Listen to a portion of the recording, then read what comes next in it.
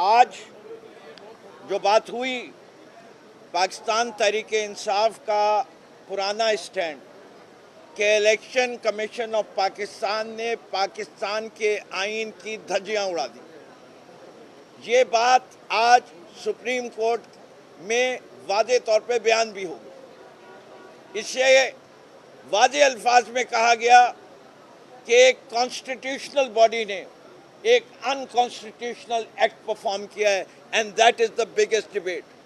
अब डिबेट वाज़े तौर पे है जब मिसाल दे दी गई कि JUI की 0 सीट और 2 उन्हें सीटें मिल गई, तो वो कौन सा सिस्टम है जो इजाज़त देता है कि distribution of seats, attorney general के मुंह से अल्फाज नहीं निकल रहे थे और बेकौल बिलावल भुट्टो के उनकी कांपे क्या थी, टांग रही थी।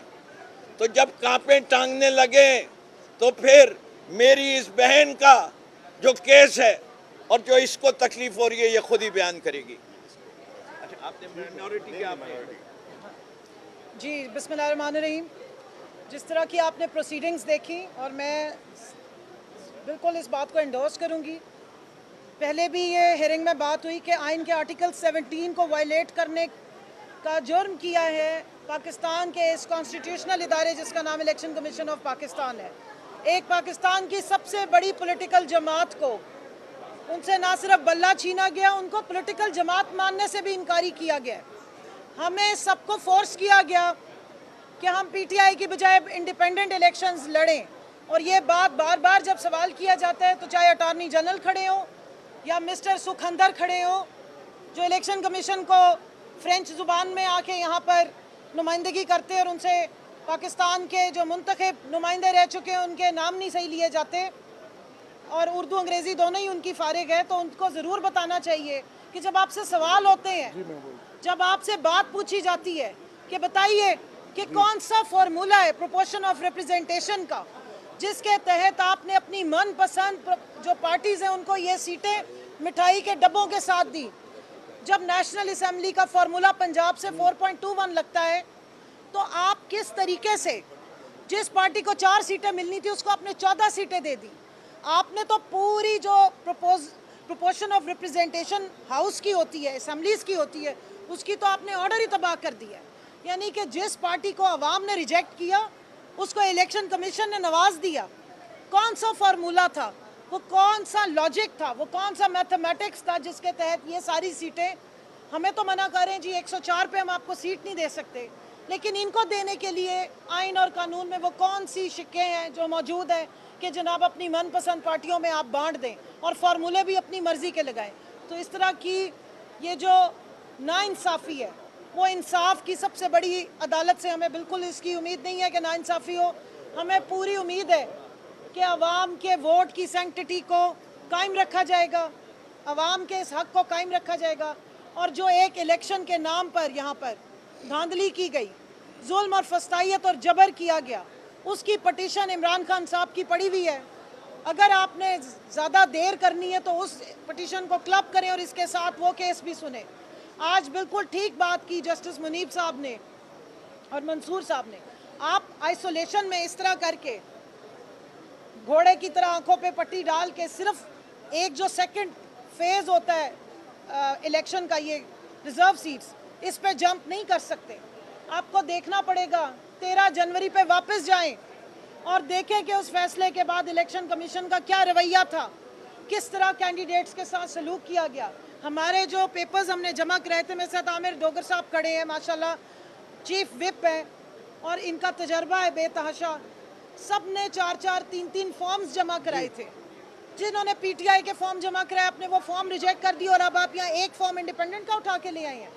ये तो चाहते ही नहीं थे कि हमारे जो इंडिपेंडेंट के तौर पे भी अगर बेचारे कैंडिडेट्स हैं तो उनको भी इलेक्शन लड़ने दिया जाए। जो फस्तायत हमारे साथ रवा रखी गई, RO के ऑफिस के बाहर डाले खड़े किए गए, पुलिस खड़ी की गई, हमें स्क्रूटनी नहीं करने दी गई, हमारे प्रपोजर सेकेंडर्स को उठाया गया और RO ने कान बंद किए हुए थे, किसी एप्लीकेशन का जवाब नहीं दिया गया, हमें जाके अदालतों से अपने पेपर एक्सेप्ट कराने पड़े। इलेक्शन वाले दिन फस्तायत बर्ताव किया गया, RO के ऑफिस से दूर 25-30 फुट दूर हमें खड़ा किया गया, हमारे साथ जुल्म तशद्दुद किया गया। इस सारे को देखिए, ये अगर अदालत हमें नहीं देखेगी, ये अदालत अगर ह्यूमन राइट्स पे नज़र नहीं डालेगी और अगर बकौल जस्टिस याहिया अफरीदी के हिस्सा बकदरे जुस्सा नहीं देगी और जुस्से से ज़्यादा हिस्सा पकड़ा देगी और अपनी मोहब्बत वोट को इज्जत दो से ज़्यादा पार्टी बनेगी इलेक्शन में।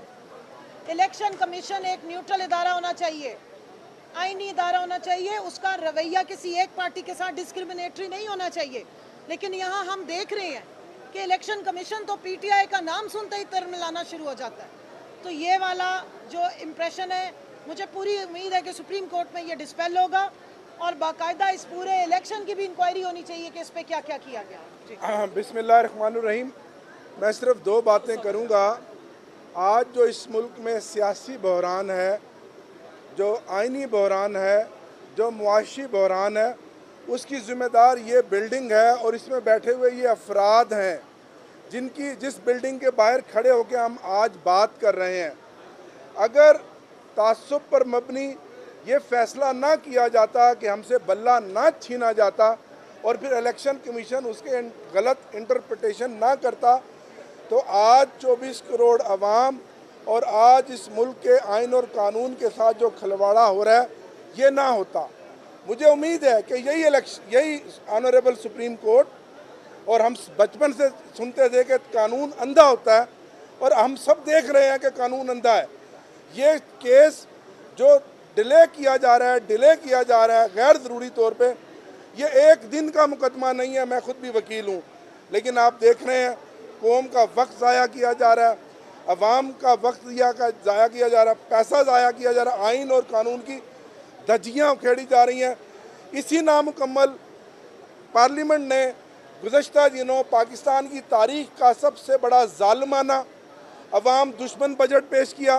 ये पार्लियामेंट नामुकम्मल, उससे पहले वो पार्टियां जिनकी तादाद भी मतलूबा उतनी नहीं थी, उनको हमारी सीटें देकर पार्लियामेंट को में जो प्रोसेस है वज़ीर आज़म के इलेक्शन का, बाकी इलेक्शनों का मुकम्मल किया गया और आज दिन तक इंतखाबी अमल मुकम्मल नहीं किया गया।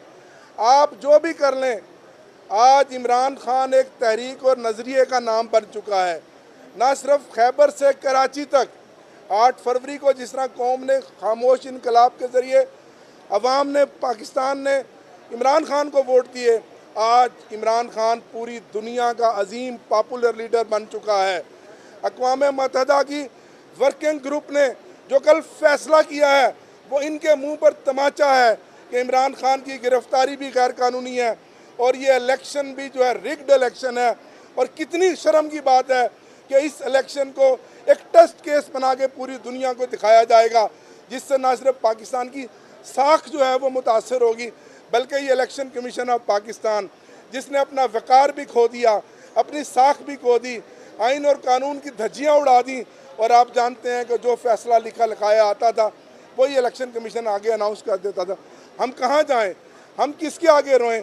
हमें फिर भी उम्मीद है कि यही अदालत, यही जजेस, जहाँ से काम ख़राब हुआ था यहीं से काम ठीक होगा।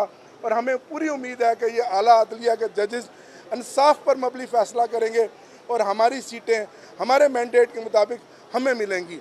और इसी तरह आपने देखा जो कांग्रेस ने रेजोल्यूशन पास किया, ये दुनिया की तारीख में यूएस कांग्रेस ने पास किया, ये अनप्रेसिडेंट है। इससे बढ़कर इमरान खान की और क्या मकबूलियत होगी?